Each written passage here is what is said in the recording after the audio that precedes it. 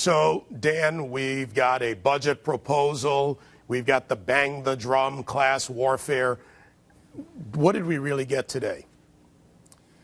Did the president really just say he wants to protect Medicare? Isn't he the one that stripped $500 billion out of Medicare for Obamacare? I mean, did I miss something? You mean a little double counting never hurts anybody in Keynesian economics, Dan? Well, here, let's talk about double counting for a minute. Whenever the president says he's met the Republicans halfway in this budget crisis that he's now referring to, let's get to the core of what he did. What he said was, there's a straw dog out there, $4 trillion. And he said that chief economists, major economists all over the world said if we reduce our spending by $4 trillion, everything will be cured. Everything is just going to be fine in this country. He's saying that he's met the Republicans halfway because he's claiming that he's already reduced it by $2.6 trillion, which he hasn't. He's reduced the rate of spending, not fixed that problem. Now he's got $1.4 trillion to close, and he's trying to close that with this budget.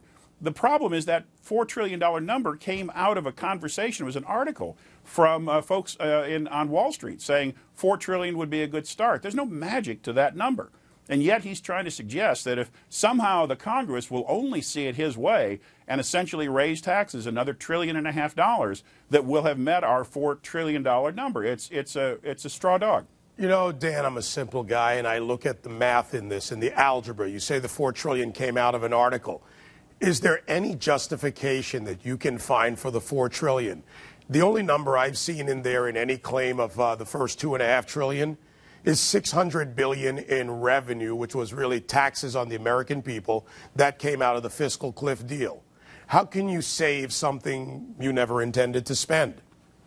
Well, let's look at what is really the problem with the country right now. We're spending, let's round the numbers off. It's 3.8. Let's round it to $4 trillion to make it easy. Apparently, Why not? We're dealing in fuzzy math and numbers. Yeah, we'll just round it to $4 trillion. We're bringing in about $2.5 trillion every year. That's corporate.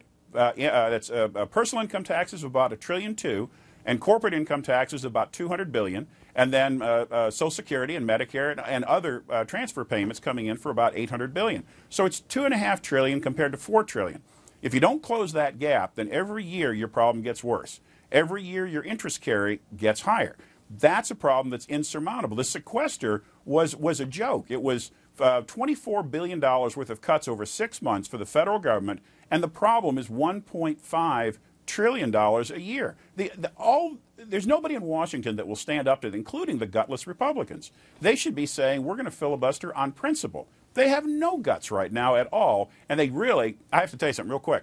I talked to a good friend of mine who used to be chief economist for the Federal Reserve the other day, and I asked him, I said, do the folks in Washington at the Treasury and the Federal Reserve, do they really know what they're doing? And there was this long pause, and he's never been this thoughtful on an answer like that before. And he shrugged his shoulders and said, I sure hope so. Well, that's not the answer I would have expected. Or just confused like most Americans?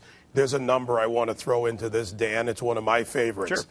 The Fed injecting $85 billion a month. It's really not an injection. It's kind of a fuzzy math shifting of money. They're going to buy up old notes. They're going to remarket paper. What does that do to the economy?